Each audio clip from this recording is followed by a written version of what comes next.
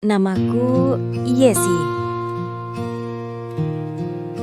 usia 28 tahun, seorang janda muda dari desa kecil yang tenang. Tapi hatiku lama tak pernah benar-benar tenang. Hidup setelah bercerai rasanya seperti berjalan sendirian di jalan panjang.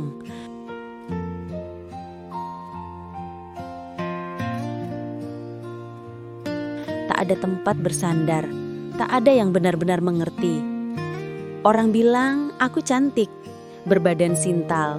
Katanya pesona itu akan membantuku. Tapi mereka tak tahu, hatiku justru penuh takut. Di setiap tempat, mata-mata itu mengikuti. Tapi aku tetap menunduk. Aku hanya ingin hidup yang lebih baik. Aku tidak tahu bahwa langkah kecil ini akan menyeretku ke dalam dunia yang sama sekali tak pernah kubayangkan. Dan di negeri asing itu, aku bertemu seorang pria. Pria yang akan mengubah seluruh hidupku. Dari rasa takut menjadi penasaran. Dari jarak menjadi kedekatan. Dari majikan menjadi seseorang yang tak bisa kulupakan.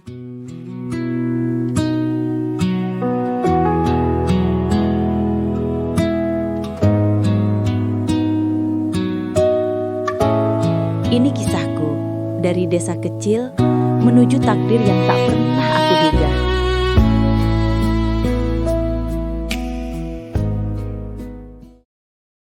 Halo teman-teman, namaku Yesi, 28 tahun. Seorang janda muda yang tinggal di sebuah desa kecil di kaki pegunungan. Rumahku sederhana, berdinding papan. Namun disitulah semua luka dan kekuatanku terbentuk. Setelah bercerai, aku seperti berada di titik nol. Banyak tetangga yang membisikkan kalimat-kalimat yang tak enak didengar. Sayang amat, masih muda sudah janda. Tapi aku sudah kebal. Yang kupikirkan hanya satu, masa depan. Anak, aku belum punya. Suami sudah menjadi cerita lama. Yang ada hanya diriku dan harapan yang kecil. Harapan untuk hidup lebih baik. Karena itulah aku memutuskan sesuatu yang mengubah hidupku. Aku mendaftar menjadi TKW ke Arab. Hari pertama pelatihan, aku memakai baju rapi, rambut diikat, dan wajah polos tanpa riasan. Namun entah bagaimana, dari sekian banyak peserta, orang-orang justru memperhatikanku. Ada yang berbisik sambil melirikku. Ih, yang itu cantik banget ya. Badannya, aduh, sintal bener. Pasti nanti cepet dapat majikan. Aku tersipu, tapi juga bingung. Aku datang bukan untuk mencari perhatian. Aku hanya ingin bekerja. Instruktur laki-laki bahkan sempat salah mengucapkan nama karena terlalu fokus menatapku. Aku hanya senyum kecil sambil menunduk. Aku tak mau menimbulkan masalah. Saat pengurusan berkas di kantor imigrasi, kejadiannya sama saja. Setiap pegawai laki-laki yang berhadapan denganku selalu menunjukkan tanda-tanda aneh. Senyum berlebihan, tangan gemetaran saat menerima berkas, menahan napas saat melihatku lebih dekat. Salah satu petugas bahkan berkata pelan, "Mbak Yesi, kalau semua pekerja secantik Anda, kantor ini pasti lebih ramai lagi." Aku hanya membalas, "Yang penting berkas saya cepat selesai ya Pak." Dan benar saja, semua urusan selesai dalam waktu yang mengejutkan cepatnya. Maaf girls, ceritanya makin seru deh. Namun, aku mau minum dulu ya. Sambil nunggu biar tidak penat, aku coba tampilkan klip-klip video aku ya.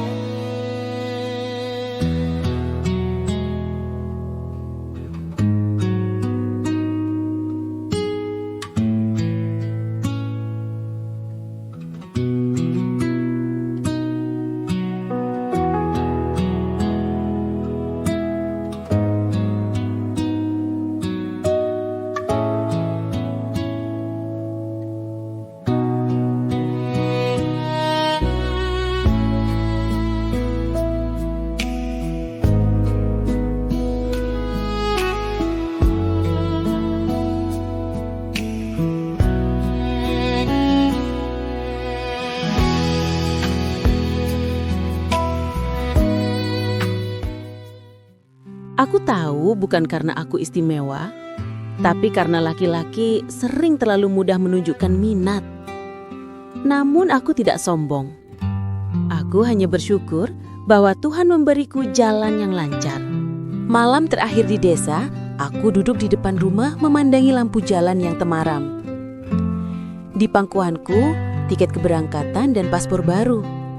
Rasanya seperti memegang masa depan. Namun hatiku gelisah. Yesi, apa kamu yakin? Bagaimana kalau majikanmu kejam? Bagaimana kalau kau tidak kuat? Tetapi aku menepis ketakutan itu. Aku harus kuat demi harga diriku sendiri. Angin malam berhembus lembut. Aku memeluk diriku sendiri, mencoba mengumpulkan keberanian.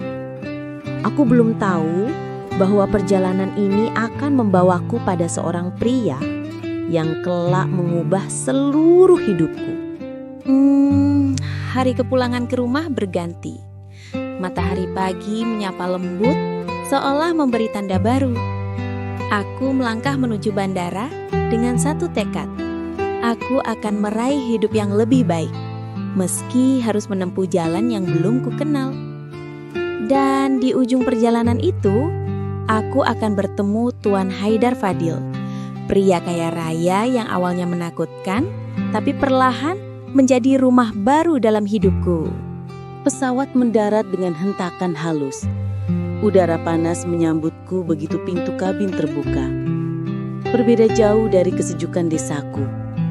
Aku menatap jendela bandara Arab dengan dada berdebar. Semua terasa asing. Bahasa, pakaian orang-orang, bahkan aroma udaranya berbeda. Namun yang paling asing adalah takdir yang menunggu di balik pintu kedatangan itu. Sopirnya ramah, tapi diam. Ia hanya berkata, "Madam Yesi, rumah Tuan Haidar dekat. Anda kerja di keluarga terhormat." Aku hanya mengangguk, tak berani bertanya. Setibanya di kediaman majikanku, aku tertegun.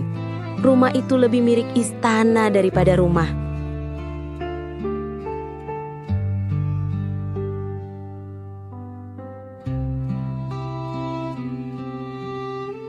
Gerbang besar, taman rapi, air mancur, kaca-kaca tinggi memantulkan cahaya matahari. Aku hampir lupa bernafas. Ya Tuhan, beginikah rumah orang kaya di negeri ini? Dan di balik pintu besar itu, takdirku menunggu. Saat aku masuk ruang utama, kulihat seorang pria berdiri membelakangiku. Tubuhnya tinggi, besar, berbahu lebar, seperti pria yang terbiasa memimpin. Ia memakai pakaian khas Arab berwarna putih yang membuat wibawanya semakin kuat. Ketika ia menoleh, aku spontan menunduk. Tatapan matanya dalam, rahangnya tegas. Wajahnya menunjukkan kekuasaan sekaligus misteri. Untuk sesaat, aku merasa seperti gadis kecil di hadapan Jaraksa. Ia berjalan mendekat. Langkahnya berat, namun tenang, seperti seorang raja. Saat jaraknya hanya 1 meter dariku, aku bisa merasakan auranya yang menggetarkan. "Kamu Yesi?" Suaranya rendah dan dalam. Aku mengangguk gugup. Iya Tuan. "Mulai hari ini, kamu bekerja di rumah ini. Jangan takut. Lakukan tugasmu dengan baik." Kata "jangan takut" diucapkannya dengan suara yang mengejutkanku. Ada kelembutan tipis yang tersembunyi di balik nada tegasnya. Aku mengangguk, tapi dalam hati justru semakin takut. Namun bukan takut. Lebih seperti takjub. Aku tak pernah melihat pria seanggun, setegas, dan setampan itu dari dekat. Aku bekerja dengan hati-hati. Setiap kali aku lewat di dekatnya, aku menunduk. Setiap kali ku dengar langkahnya dari jauh, jantungku berdegup lebih cepat. Bukan karena ancaman, tapi karena pesona. Haidar berbeda dari pria lain. Dia jarang bicara, lebih banyak mengawasi. Setiap gerakannya tenang, terukur seperti seorang bangsawan. Istri dan kedua anak laki-lakinya tinggal di lantai atas. Kuhormati mereka dan mereka memperlakukanku dengan baik. Namun tetap, sorot mata Haidar yang paling sering melekat di benakku. Kadang aku merasa dia memperhatikan dari jauh. Bukan dengan cara yang tidak sopan, tapi dengan rasa ingin tahu yang tak dapat kujelaskan. Hari itu, aku sedang membersihkan ruang tamu besar. Haidar masuk tanpa suara. Seperti biasanya, aku langsung berdiri kaku. "Santai saja, lanjutkan pekerjaanmu," katanya pelan. Aku mengangguk dan kembali menyapu, tapi tubuhku kaku seperti papan. Tiba-tiba, dia melangkah lebih dekat. Hanya 2 langkah di depanku. Aku bisa mendengar nafasnya, bisa mencium aroma parfumnya yang maskulin dan hangat. Ya sih, aku terkejut karena dia memanggil namaku begitu lembut. "Kamu tidak perlu takut denganku." Saat itu, aku mendongak sedikit. Dan untuk pertama kalinya, mata kami bertemu. Ada sesuatu di sana. Sesuatu yang membuat tubuhku gemetar halus. Sesuatu yang membuatku menelan ludah. Sesuatu yang membuatku nyaris lupa bahwa aku hanyalah seorang pembantu. Haidar menahan tatapanku sejenak, lalu ia tersenyum kecil. Senyum pertama yang kulihat darinya. Dan senyum itu meruntuhkan semua ketakutanku. Hari itu, aku merasakan hal yang belum pernah kurasakan sebelumnya. Bukan cinta, bukan kagum, tapi magnet yang perlahan menarik kami mendekat tanpa kami sadari. Dan aku belum tahu bahwa senyum kecil itu adalah awal dari perjalanan panjang yang akan mengubah hidupku untuk selamanya. Sejak hari di mana tatapanku bertemu langsung dengan mata Haidar, ada sesuatu yang berubah. Bukan hanya di dirinya, tapi di dalam diriku sendiri. Aku masih pembantu di rumah megah itu. Aku masih menjalankan tugas-tugasku seperti biasa. Namun setiap kali dia masuk ruangan yang sama denganku, dunia seakan mengecil hanya untuk kami berdua. Awalnya aku mengira semuanya perasaanku. Aku hanya janda muda dari desa. Mana mungkin seorang pria kaya, terpandang, pemilik puluhan usaha besar memperhatikan pekerjanya. Tapi perlahan, tanda-tanda itu muncul tanpa bisa ia sembunyikan. Ia sering memanggilku bukan dengan "Hei", tapi "Yesi", seolah namaku memiliki nada khusus di lidahnya. Ia mulai menanyakan apakah aku sudah makan. Ia memperhatikan cara aku berjalan, bekerja, bahkan caraku merapikan kerudung. Ia lebih lembut jika berbicara denganku dibandingkan dengan pekerjanya yang lain. Bukan perhatian yang mencolok, melainkan perhatian diam-diam yang justru terasa lebih dalam. Aku berusaha menolak rasa itu. "Yesi, kamu pembantu. Dia majikan, pria terpandang, punya istri dan anak. Jangan membuat hati sendiri patah." Aku mengulang kalimat itu setiap malam sebelum tidur. Namun setiap kali aku melihat Haidar lewat dekatku, setiap kali aku mendengar suaranya yang rendah dan menenangkan, perlindungan itu perlahan runtuh. Ada sisi dirinya yang tak terlihat dari luar. Ia hangat, tenang, bijak, dan kadang tanpa kesepian. Sosoknya memang besar dan menakutkan di luar. Tapi ada getaran lembut yang hanya terasa ketika kami berdua berada di ruangan yang sama. Sore itu, aku sedang menyiram bunga di taman samping rumah. Angin gurun bertiup pelan membuatku merasa sedikit nyaman. Tiba-tiba langkah berat terdengar mendekat. Aku langsung menunduk. "Tuan." Haidar berhenti di sampingku. Sangat dekat sampai aku bisa merasakan kehangatan tubuhnya. "Kamu suka bunga?" tanyanya. Suaranya pelan, berbeda dari biasanya. Maaf girls, karena ceritanya masih panjang. Boleh ya, aku ke belakang dulu. Kebelet pipis nih. Simak klip video aku ya, agar tidak jenuh.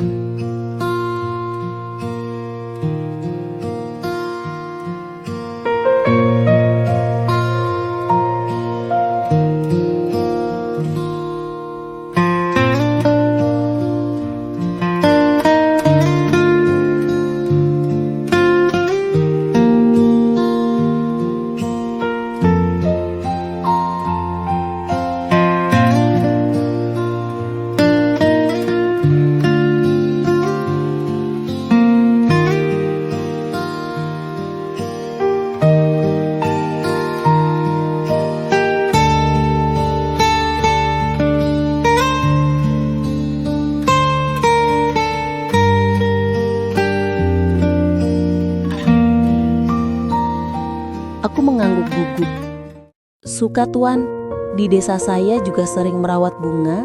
Ia menatapku lama. Ada sesuatu di matanya, sesuatu yang membuat jantungku berdetak lebih kencang. "Kalau begitu, mulai besok kamu yang pegang taman ini. Aku percaya kamu bisa menjaganya." Aku tidak bisa menahan senyum kecil yang muncul. "Baik tuan, terima kasih." Haidar memalingkan wajah, namun aku sempat melihat sudut bibirnya terangkat, seolah ia juga tersenyum. Saat aku hendak pergi, kakiku tersangkut selang, dan aku hampir jatuh. Namun dalam sekejap, lengan besar Haidar menahan tubuhku. Bukan sekedar menahan, dia memeluk dari samping, menjaga agar aku tidak tersungkur. Tubuhku menegang. Aku bisa merasakan debaran dadanya yang mantap stabil. Aku bisa merasakan kehangatan yang merambat melalui lengannya. Ia menunduk, suaranya nyaris berbisik karena jarak kami terlalu dekat. "Hati-hati ya sih." Aku tak mampu menjawab, hanya anggukan kecil yang kutahan sambil memalingkan wajah.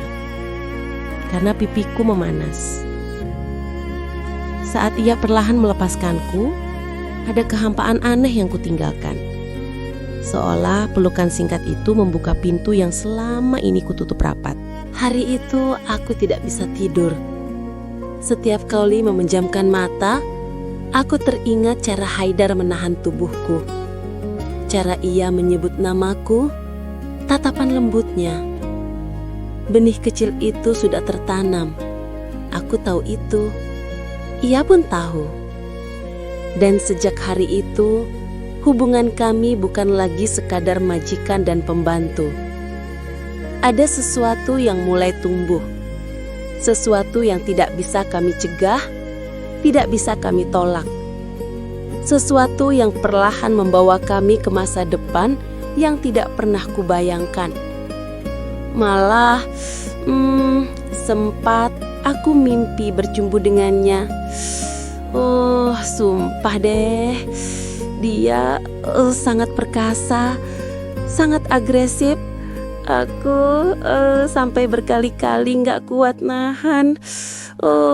Aku puas sekali, sampai aku lemas, terasa gak ada tenaga sekali. Pokoknya nikmatnya gak ketulungan deh. Aku jadi malu. Hari-hariku di rumah besar itu perlahan berubah. Awalnya aku hanya bekerja, membersihkan, memasak, mengurus kamar. Namun semakin lama, hubungan antara aku dan Haidar terasa berbeda. Bukan hubungan majikan pembantu yang biasa. Ada getaran, perhatian, dan kedekatan yang tidak bisa dijelaskan. Aku mencoba pura-pura tidak tahu, tapi hatiku justru terus berdebar setiap kali melihatnya. Haidar Fadil, pria yang awalnya tampak menakutkan, Wibawanya besar, langkahnya tegas, suaranya dalam. Tiba-tiba mulai menunjukkan sisi lain yang jarang ia tunjukkan pada siapapun. Ia turun ke dapur bukan untuk marah, tapi untuk melihatku memasak. Ia bertanya apa aku lelah. Ia menyuruhku duduk sebentar saat melihatku pucat. Ia meninggalkan air mineral di tempat aku biasa bekerja. Bahkan, ia memperhatikan apakah aku punya jaket tebal untuk malam hari. Tidak ada laki-laki yang pernah memperhatikanku seperti itu. Bahkan mantan suamiku dulu. Kadang aku melihatnya memperhatikanku diam-diam dari jauh. Seperti ia sendiri bingung mengapa aku terus memenuhi pikirannya. Malam itu aku menggigil karena demam. Namun aku tetap bekerja, berusaha tidak menunjukkan kondisi tubuhku. Aku takut dianggap lengah. Namun tanpa kusadari, Haidar memperhatikan cara aku berjalan yang tidak stabil. Ketika aku menyeka meja makan, tiba-tiba dunia terasa berputar. Dan saat aku hampir jatuh, Haidar muncul tepat waktu, memegangi lenganku dengan cepat. "Yesi, wajahmu panas sekali." Suaranya tidak marah, tapi khawatir. Aku mencoba mengelak. "Tidak apa-apa, Tuan. Saya bisa lanjut bekerja." Namun ia menggeleng keras. "Tidak, kamu istirahat. Sekarang." Nada suaranya tegas, tapi hangat. Ia mengantarku ke kamar pembantu. Bahkan ia sendiri yang mengambilkan obat dan mengisi gelas air. Saat ia meletakkan kain dingin ke keningku, aku tercekat. Bukan karena sentuhannya, tapi karena perhatiannya. "Kamu di rumah ini bukan untuk sakit-sakitan. Kamu berharga. Jaga dirimu." Kata berharga itu seperti menyentuh dasar hatiku yang paling rapuh. Sejak malam itu, hubungan kami makin berbeda. Haidar menjadi lebih protektif. Jika aku membawa barang berat, dia mengambil alih. Jika aku bekerja terlalu lama, ia memanggilku untuk istirahat. Jika aku tidak terlihat di ruang tamu, ia mencariku. Sampai-sampai para pekerja lain membisikkan hal-hal kecil. Tuan sepertinya sangat memperhatikan Yesi. Dia jarang begitu pada pembantu. "Yesi, hati-hati, jangan sampai jatuh hati." Tapi masalahnya, aku sudah jatuh perlahan, diam-diam, tanpa kusadari. Aku tahu ini salah. Dia punya istri. Dia punya anak. Namun di balik semua itu, dia juga seorang lelaki yang tampak kesepian, merindukan kehangatan. Dan aku, seorang perempuan yang lama tak diperlakukan dengan lembut. Kami berdua sama-sama terluka. Dan tanpa kami inginkan, luka itu membuat kami semakin dekat. Suatu pagi aku sedang menyapu halaman belakang. Haidar berdiri di balkon lantai 2 menatap ke arahku. Angin bertiup lembut membuat kerudungku bergoyang. Saat mata kami bertemu, ia tidak menunduk. Aku pun tidak mampu memalingkan wajah. Waktu seolah berhenti. Ia tersenyum kecil. Aku membalasnya. Dan dalam keheningan itu, kami seperti saling berbicara tanpa suara. "Aku suka kamu." "Aku juga." Meski tidak terucap, kami berdua sama-sama tahu hubungan ini sudah tidak bisa kembali seperti dulu. Ini antara aku dan Haidar ada sesuatu yang tidak bisa dipungkiri. Perhatian, kedekatan, tatapan dan rasa, semuanya semakin kuat. Benih cinta itu sudah tumbuh. Dan kami hanya tinggal menunggu waktu sampai semuanya mekar sepenuhnya.